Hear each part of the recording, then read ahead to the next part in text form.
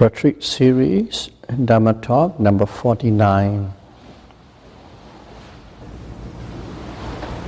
In the last few Dhamma talks, we have been discussing based around on the beautiful mind, Sobhana Citta. Beautiful mind as a centerpiece. We discuss around it from the various point of views and angles. And here, if one has a beautiful mind, automatically one will have a beautiful body because they are connected. Beautiful, if you train your mind to be beautiful, your body will automatically become beautiful as well. In other words, body, speech, and mind. Train your mind, speech become beautiful, body become beautiful. So this training, to become beautiful, and just what? Number one is dana. We all know dana is generosity. Dana, one has to make it as a habit. Not just once in a while you go out and do great donation or giving this or giving that. Of course you can do that, very specific, special event, but make it a habit in your daily life. Dana. Dana is giving. You give material, material products, money, funds. You give your time, you give your service, you help. Those are all dana. And when you give dana, when you have generosity, your attitude of mind must be in such a way with the attitude of going to make other people's happy, a little better, a little safer, a little happier, a little more relief from suffering. That attitude has to be in the mind. With that attitude, one needs to do generosity. And also, put it in a different way, you give with a pure mind. Pure mind is a mind infused with loving kindness and compassion. When you're giving, that loving kindness and compassion is woven through that generosity giving.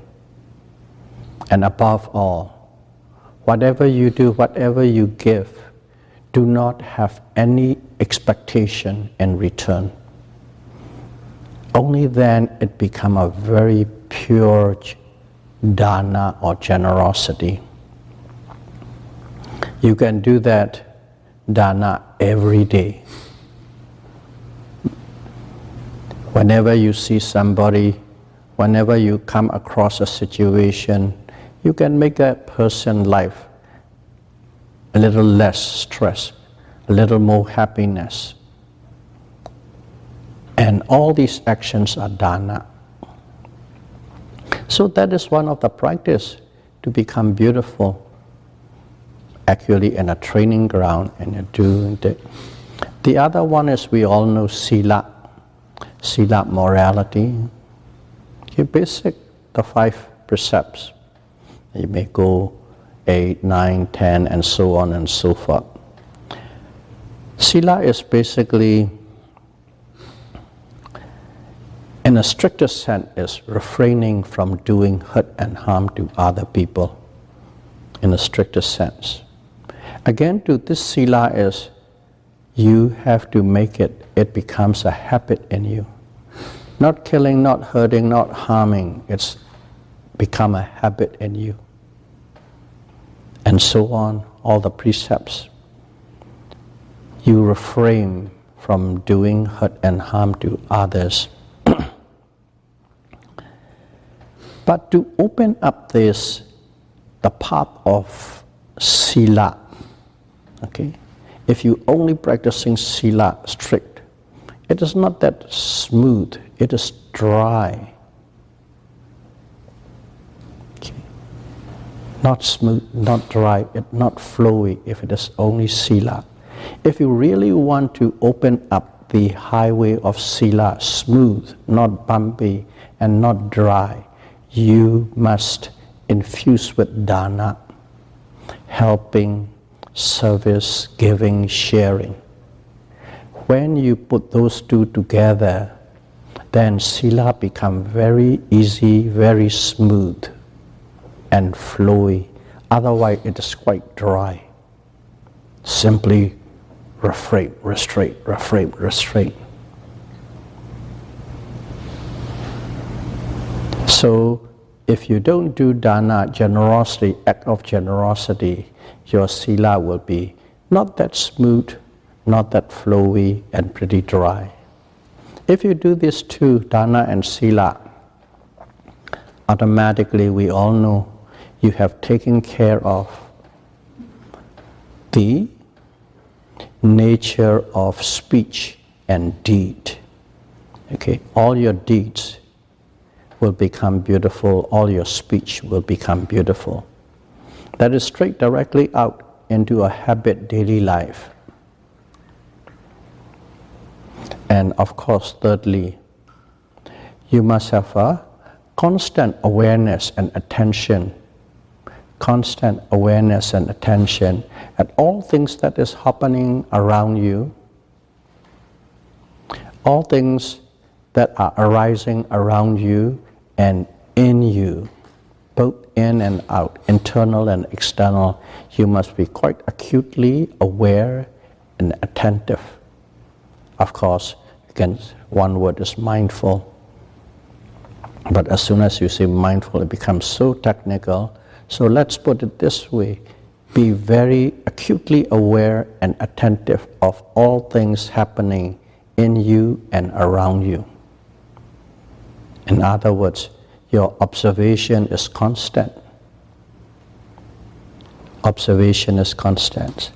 And if you do that dana, sila, and acute awareness, mindfulness, observation, then that is what it means by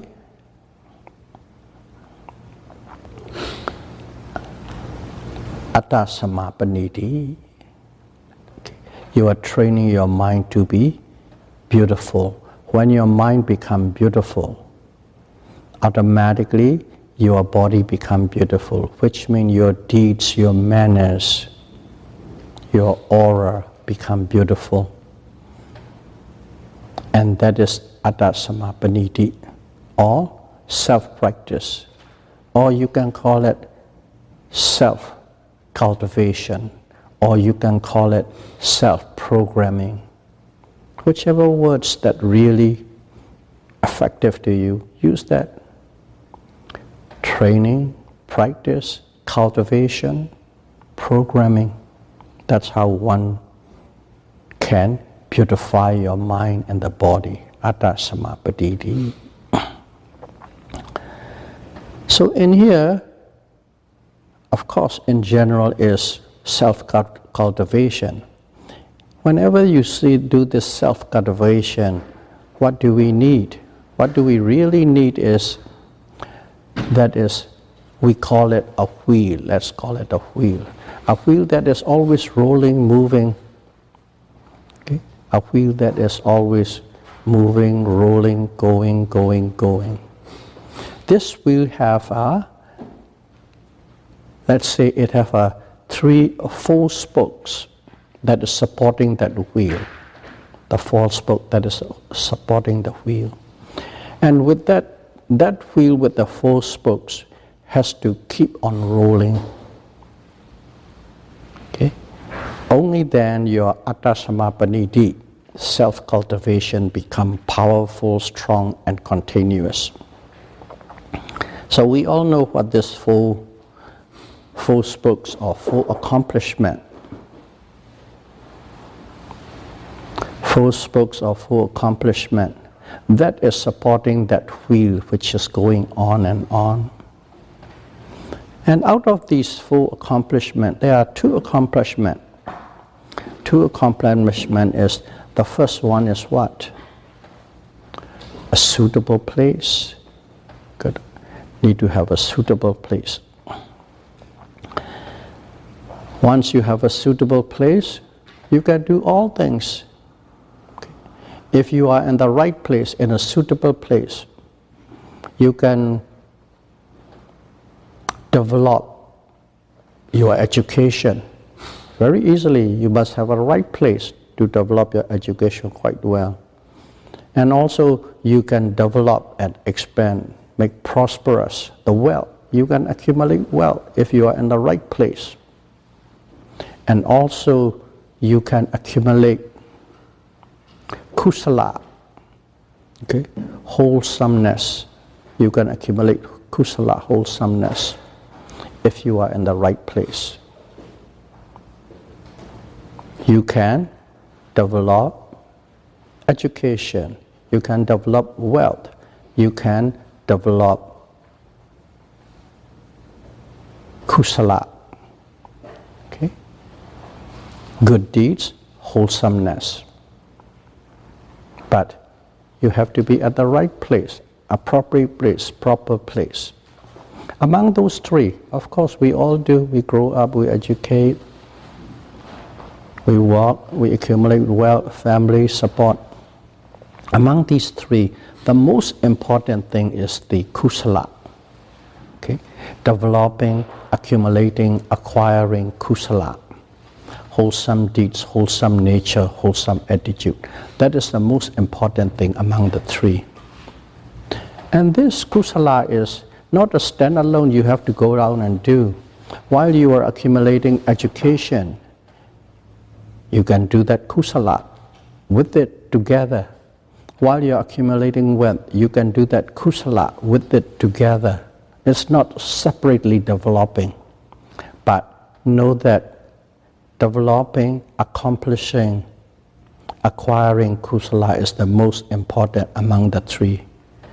Education, wealth, and kusala. So when you are got into the right place, you accumulate kusala. When you accumulate kusala, what is that? We already know. We started out with that. Generosity, dana, sila, and then bhavana. These are the 3 that are going.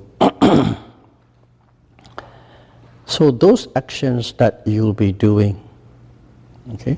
So the reason is you are at the right place. You are at the right place. When you are at the right place, and then what do? You are very acutely aware. Okay? Acutely aware of your environment, your surrounding. And then you try to develop and do a good, okay, conditioned nature. If you just simply live like that, automatically what happens is you will come across a person, a friend, a mentor, a teacher, which will lead you farther in that direction of kusala, to the level of refined kusala. Kusala is so many things. Any good deed is called kusala. But kusala, let's call it kusala in general, moderate, or even refined. We can just develop, categorize in such a nature.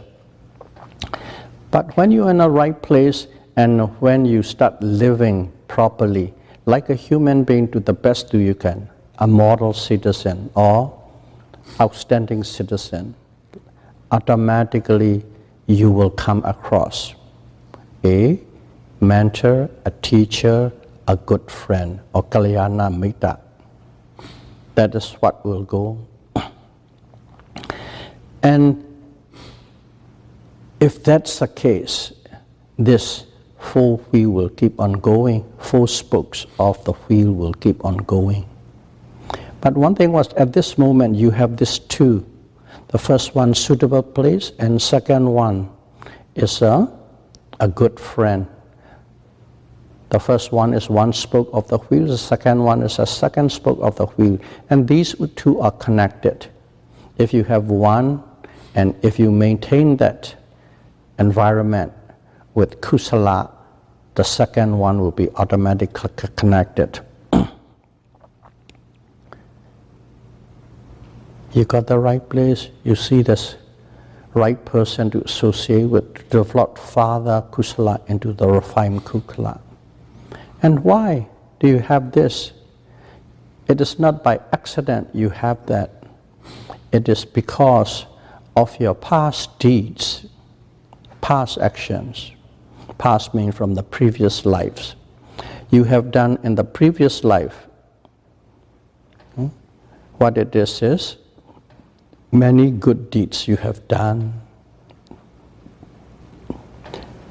The current wealth, the current education, the current status is the result of the past life actions. Again, it is connected, past, cause and effect, cause and effect. It is connected in that sense.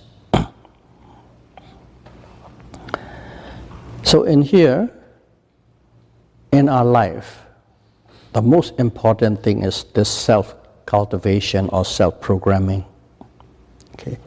That is totally vital if you are walking on the path towards perfection. You are trying to become a perfect human being. If you are trying to become a perfect human being or the most beautiful human being, then this self-cultivation is absolutely necessary. It is vital. And only then what will happen is, if you have previous life good deeds, you are in the right place, you have the right teacher, and if you start practicing it, what will happen is, those are the four spokes: right place, teacher, having good deeds from the past life, and actually practicing, cultivating. Those were the four spokes that frame that wheel. And if you have those four segments, four phases, okay, four accomplishments, this wheel will keep on rotating and rotating, going and going. As soon as we say wheel, that means it's always moving and moving, moving, changing and changing and changing, going from one place to the other. But in here, this particular set of machine, this particular set of wheel, with the full accomplishment as a spokes, always go to a better place, a better place, a better place, in other words, to a better existence, a better status. They never go down. So in here, this spoke, this wheel, this machine has to go on. If a machine wants to go on, you need what? Gas. Only when you have that gas, the car can, the machine can, the vehicle can move. The same thing for these spokes, or for this wheel with the four spokes to keep on rotating endlessly. You need some kind of a gas. And that gas is kusala. Again, back there. So kusala is what? You do dana, you do sila, and you do mental training, mind training. Okay? If you only do dana alone, this wheel cannot keep moving. If you do sila alone, you can't. If you do meditation alone, this wheel will not keep on going. And if you put all sort of things together and keep on pumping it, this wheel will not move on endlessly. It might go to a point, it stops. It might go to a point, it stops. So dana, sila, and mind training alone is not sufficient. And in here, you have to put in another form of kusala or gas, which is called Satipatthana Vipassana, mindfulness insight.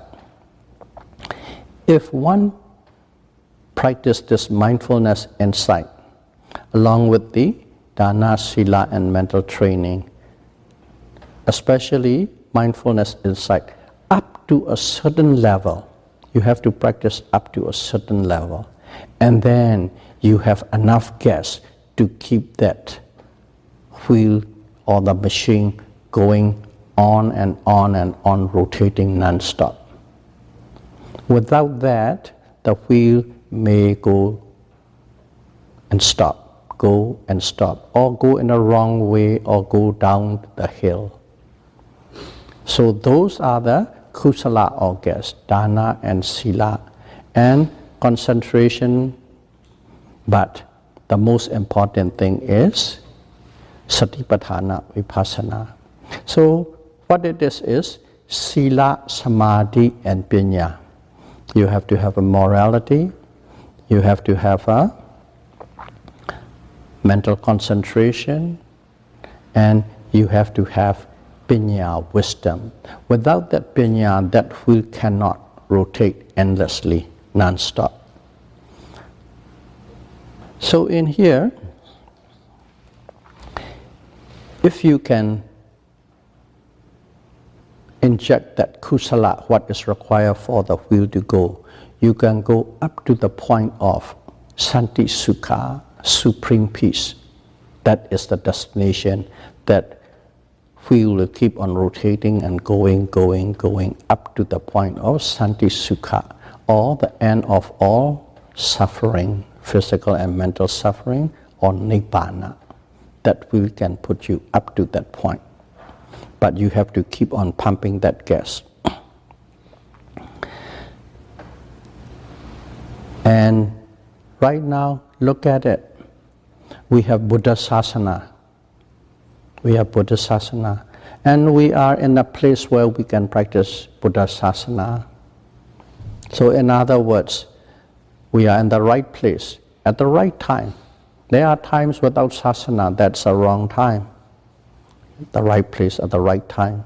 And also you have a group of people who are meditating together, practice together, Kalyana Metta. And we have teachers and teachers and teachers that can guide us whenever we need. Okay, we have access to the teachers. The guide is already there. So don't let this opportunity pass by you. All that you need is, you have all the requirements, but you need to practice. You need to cultivate. You need to program yourself. Don't let it pass by.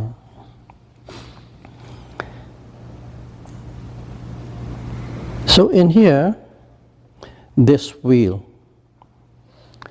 is, I think all of you here know patthana in general. One of the patthana is called upanishya pichayo. Upanishya pichayo is strong dependent condition. Out of the 24, there's one. There are things, many things in there, but specifically there is called strong dependent condition. This full accomplishment, full phases of accomplishment to make that wheel is upanishya pichayo. It's a strong dependent condition. So it is put right in there in the Dhamma. So if you know that, upanishya pichayo, you know exactly what it is. And if you have a strong dependent, what happens is automatically at that moment, at that person has got yoniso bhoga. Yoniso is basically straight, honest, fair, and direct attitude. Bhoga is the wealth. You own or you have the wealth of totally straightforward, honest, sincere, and appropriate attitude. The wealth. You have a full wealth of that, yoniso bhoga. That is one way of looking at this situation, this Atta Samapatiti full wheel. One way is, it is a Upanisya, strong dependent. Another one is, you have the well, Yoniso Bhoga. Bhoga, the well. That's another way of looking at it. And the third way of looking at it, we can look at in terms of sampajanya. What we are doing is we are weaving all the things that we have taught and learned together and put and see how they are connected one to the other. Okay? Sampajanya, clear comprehension. There are 4 kinds of clear comprehension. Out of the 4 kinds, what are the first 2? Sattaka sampajanya, beneficiality, clear comprehension of beneficiality. Second one is sappaya sampajanya, okay? Clear comprehension of suitability and appropriateness. Those are the 2. What is this? We have a suitability and beneficiality. So in other words, yoniso manasikara is what? You always know. You always know what is suitable and what is appropriate. And you also know, if I do this, it is beneficial. If I don't do this, it is not beneficial. If I do this, it could hurt or it could harm. In other words, yoniso abhoga, the will is, it gives you a understanding into every situation and condition what is beneficial and what is suitable and what is appropriate. Sampajanya. So when you know those 2 things, what happens is you have it. And why do you have it? Because you have this 4 accomplishment, the wheel with 4 accomplishments. That's why you have these 2 sampajanya. That's why you have this wealth, the wealth of the right attitude, the right attention. So in here, suddenly, when you have these things, refined kusala arises. Okay? Kusala, not just in general, kusala is anything good deed, we call it kusala, but we'll call it refined kusala arises. Refined kusala blossom. Believe it's called nipekha. Nipekha jnana. Nipekha jnana is the refined kusala, means it is you achieve, when you have those 2 things, you achieve a mature insight. You achieve a mature insight. We are not talking about the 13 stages of insight. You see a mature insight. What does a mature insight means? Not unwavering. Nipekha. What it means is one knows, simply knows what is correct and what is right. And it follows that understanding and you execute it prudently. Okay? Exactly, one knows what is right and what is correct under any condition, and then one execute prudently. That's called nipekha jnana, mature insight. Everything is spanned out from that 4 accomplishments of the wheel. And these are the different Dhamma we know, and they are all based on the situation, based on the condition. Buddha taught us with very different words and very different angle. And we just need to know how they are connected and what it means, not simply saying the words or reciting a phrase. So when we said one knows correctly and one execute prudently as one knows, in both Lokiya and Lokuttara, what it means is, in your everyday life, in our normal life, In that life too, one knows and one knows how to execute prudently. That is Lokiya. Lokuttara, ultra-mundane. If you are in the pursuit of the ultra-mundane affairs and path, in there too, you exactly know what is correct, right, and you execute prudently. Both in the world, both mundane world and ultra-mundane world. This is so simple, but if you look at it deeper and deeper, it's very deep. So in here, it's named it in a different way again too, this one.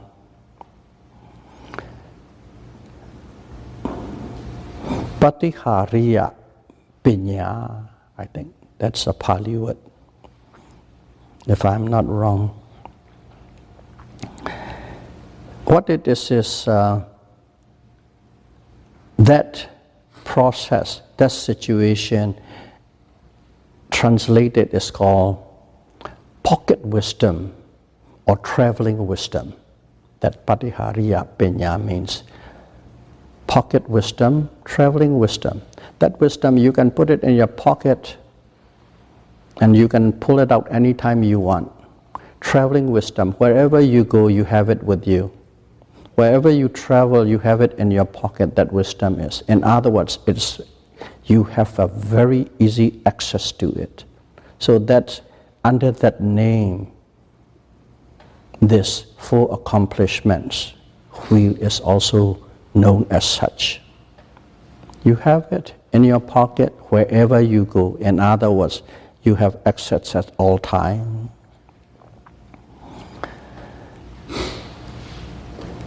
When you have that, in a simple language without having names, you have the beneficiality and you have the suitability in every instances. You know, you do, you execute. And when you are able to do that, you do very little wrongs. It is not that you are perfect, you don't do any wrong, not to that point yet. You do very little wrong and you do a lot of right things. At that status, automatically that is your behavior, that's your actions. Okay? You do very little wrong and you have a lot of rights. So that's why this self-cultivation or having the full accomplishment is vital for the wheel to turn perpetually. And that's why it has all the energy and gas to keep that wheel rolling on and on and on. So this is how one cultivates and what are the result. But one thing is, remember, only when a person has a parami to become a arhat in this life, okay, a person who has a parami to become arhat in this life, only those people can do no wrong. Only those people are always in the states of yoniso-manasikara. Only those people have a constant mindfulness. Constant mindfulness. More like auto-mindfulness. Every moment they are mindful. Every nanosecond they are mindful. Only the people with a parami to become arhata in this life. And only those people have enough energy, sufficient energy to make that wheel going round and round and round non-stop. Okay, so this is a key, very important point to understand. Only a person who has a parami to become an arhat in this life can keep that wheel going round and round and round non-stop, because they do no wrong, because they have a auto-mindfulness at every nanosecond. That's a reason. And those people, okay, they have a auto-mindfulness as every time. They have a right view. the people who have the paramita, and they have the right thought, and they never hurt and harm anybody, and they have no trace of cruelty in them. And those are the people who can keep that wheel going round and round, and they have enough energy, enough gas to make it go on. But the rest of us is, other than that arahat, the rest of us is different. Okay. We do not have that kind of energy, or we cannot have that kind of gas to make the wheel go round and round non-stop. So we have to keep that in mind.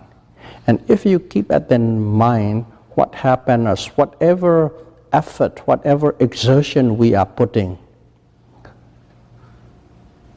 we should be aware. We should put it, double it up, triple it up, quadruple it up. If you don't do that, you do not have enough gas, enough energy to keep that wheel going around. The rest of us are. So, in here, you must keep on pumping that energy or exerting double, triple, till to the point of becoming a first noble person, the first stream winner, Sotapanna. Only once you become a Sotapanna, or the first stream winner, then what happened was that wheel can keep on going unbroken, unstopped. Okay? But until and unless you become a Sotapanna, that wheel can still stop. That wheel can be broken. That wheel can go in the wrong direction. That's why once we are on it, once we are in that wheel, always put your exertion always above average, double, triple. Don't relax. That is the way one need to do if you want to keep this wheel going perpetually to the point of Santi Sukha, supreme peace. So let's take a few examples.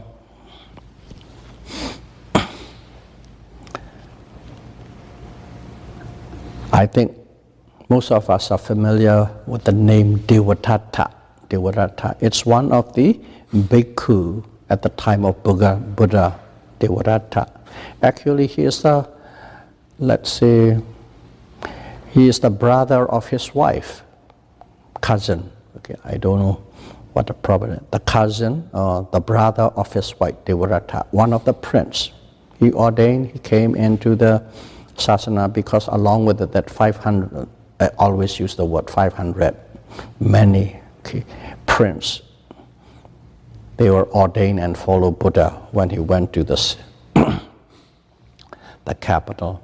And Devadatta is one of them. And he was, he's his cousin, also his cousin, and also his Buddha's wife, or let's now his ex-wife, brother. So he was there. And what happened was, if you look at it, this brother is,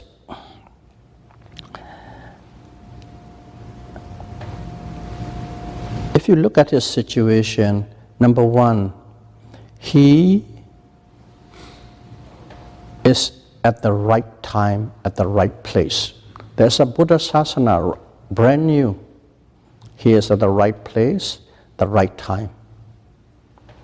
And also, he has a good mentor. The Buddha himself is teaching right there. Good place and good right. And on top of that, he already has,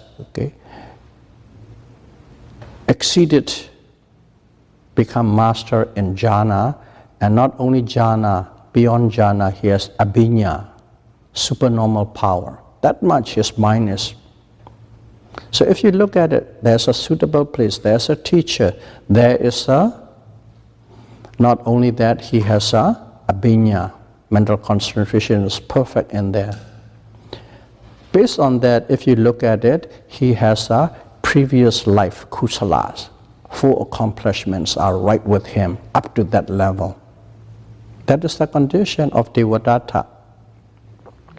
But at that life, as a bhikkhu, what he was thinking was he liked to have a little easy way of getting things. What he was thinking was, well, Buddha is the leader here and all these among the bhikkhus and the monks and the bhikkhunis. And what he wants is, he wants to replace the Buddha. Okay, I'll take over your place. And then if Buddha is gone, he can take the place, because that's how the kings and queens are. You kill somebody and you take the place. He wanted to take the place to become a Buddha, so he tried to assassinate Buddha 3 times actually. Didn't succeed. He assassinated Buddha. And what it is, if you look at it, the whole thing, he has the parami. He is in the right place. He has the sasana. He has the teacher. But one thing he is lacking. What it is lacking is, he is not practicing the self-cultivation to train the body, speech, and mind, to be gentle, to be polite, to be cultured. The Buddha is teaching, but he doesn't listen. He already has the abhinya, and he doesn't follow what we are supposed to do to develop wisdom, to develop satipatthana, vipassana. He didn't. But he's drunk on his power, and he has a wrong view, just want to take the Buddha place, assassinate. And we all know where he goes and what direction he goes to. It's said in the scripture he is now in the hell realm. But he has everything. That shows how important it is, this part of atta samappaditi, self-cultivation is. Now, Devadatta has everything, except that he didn't do it, and he go in the wrong direction, and the wrong path with the wrong view. That's why atta samappaditi. As long as you are a puthujjana, even if you have a 8 jhana and a abhinyan, still with the wrong view, you go to the wrong direction, because you lack atta samappaditi, self-cultivation of body, speech, and mind. So that's one example, Devadatta. Another one was, in Burmese it's called Ajatatta, I think. Achyuta Sutta, I guess in Pali. Achyuta Sutta, the name. He is a prince, the prince in the kingdom where the Buddha is. His father is Bhaimisara king. And that one too, he's a prince. Okay. He's a prince, and in one of the sutta, the Buddha said, this prince, Achyuta Sutta, he has a parami to become a sotapanna in that life. That is his parami in the later, but I just injected at first. And this one, he's a prince. He came over to that monastery quite often, come and visit the monastery quite often, donate things like that. But what he did was he hung out with Devadatta. This Devadatta, he's trying to have his own little group, okay, to take over the Buddha. And with his opinion, with his supernormal power, a lot of people are impressed and go follow him. And this Achyuta Sutta too, he was quite impressed with opinion. He came to the monastery, but he just followed this Devadatta, listened to what he say. And this one, he say, oh, this is the king's son. He will become the king, he will be powerful, and if he support me, I'll have a lot of power here. So what he do was, he seduced with his supernormal power as well. Kill your father now, and if that's the case, you will become a king now, and you can do anything you want. Otherwise, you have to wait for another 20, 30, 40 years till your father die. So to make the long story short, the son assassinate or kill his father. That's what happened. And again, to look at it, he's a prince. He is in the right place, in the right time. He has a Buddha right there. But he didn't take that as a teacher. He took Devadatta as his teacher. The wrong teacher, the wrong Dhamma, the wrong type practice, and gone. And he has a parami to become a Sotapanna according to the Buddha. But he's now in the hell's realm. So those are the points that shows, even though you might have that full accomplishment, the wheel with full accomplishment, keep on rotating, once any lifetime, any years, any months, any days, any hours, you can have a wrong view and step onto the wrong stone, and then you can fall and make that wheel stop and broken. Because of that, let us put as much effort as possible to the process of this self-cultivation, body, speech, and mind, according to the way Buddha has taught us. There's another one story. It's not with the specific, they call Brahmana. Brahmana is, in India at that time, there's Hinduism, Brahmanism is quite, even before the Buddha was there. Brahmanas are very intelligent, and they have a great concentration too. One of the Brahmana came and asked the Buddha, okay, what are the causes? Obviously, he's already practicing or talking with Buddha. What are the causes for anyone, to be able to hear, feel, and practice this sublime Dhamma in the next life? Because he knows this life, we already have it, but next life, you may or may not have it. What are the causes so that one can still hear and one can still practice this sublime Dhamma, and this sublime Dhamma may not wane or disappear? What are the causes? Brahmana asked the Buddha. And this is the Buddha answer.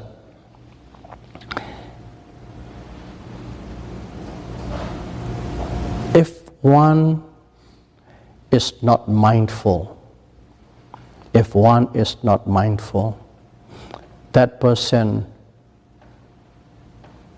sublime Dhamma will wane or even disappear. If one is mindful, regardless of whichever lifespan you are, that sublime Dhamma will never wane, never disappear, but instead it will keep on shining. Just one word, mindfulness. But mindfulness is not just simply mindful. Mindfulness, practice, live, keep, continuously, constantly, and as a part of your life. That kind of mindfulness. If you have that mindfulness, sublime Dhamma will never wane, never disappear in any life, whichever that span you will be. That's a question and answer from the One Brahmana Sutta. So in here, we young people nowadays, we are quite nice place, well-suited place, have education, work, prosperous, have money and wealthy, success, fame. And if you simply just live that, automatically the chances of breaking the precepts are very high. Let's say out of 5, at least 3 will be broken. Okay, telling lie, taking intoxicant, and a little bit of cheating, distorting, extortion, things like that. Maybe you might not kill. Some do, some don't, some go hunting. Maybe you might not do any sexual misconduct, but some do. A lot of marriages, 50% of the marriages failed in North American continent. So if one is not mindful, you have education, you have wealth, and the chances of breaking those 5 precepts are quite easy. And if that's the case, you are in a one line.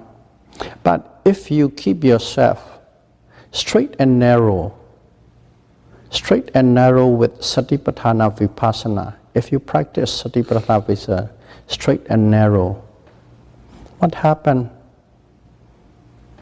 If you do that, Satipatthana Vipassana means you already have generosity and morality as a foundation, and bhavana.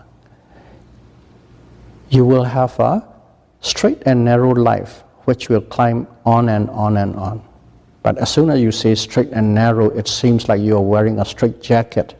What does it mean by straight and narrow? A person who doesn't harm anybody. A person who's not cruel at anybody. A person who is always helping. Okay? Always trying to relieve suffering of others. Trying to make others happy in every way that they could.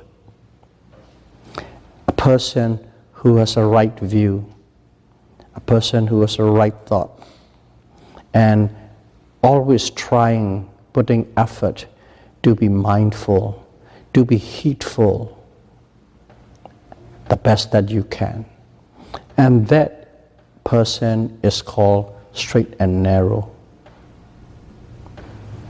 And if one lives as such, this wheel with 4 accomplishment spokes will never stop rotating, and you will eventually arrive to the point of Santi Sukha, supreme peace. May all of you be able to practice this 4 accomplishments wheel and keep on rotating non-stop. And may you attain supreme peace as soon as possible. Sadhu, sadhu, sadhu. Buddham Pujami.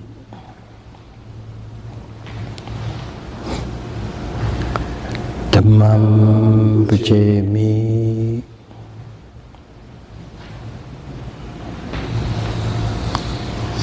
Sangham Pujami.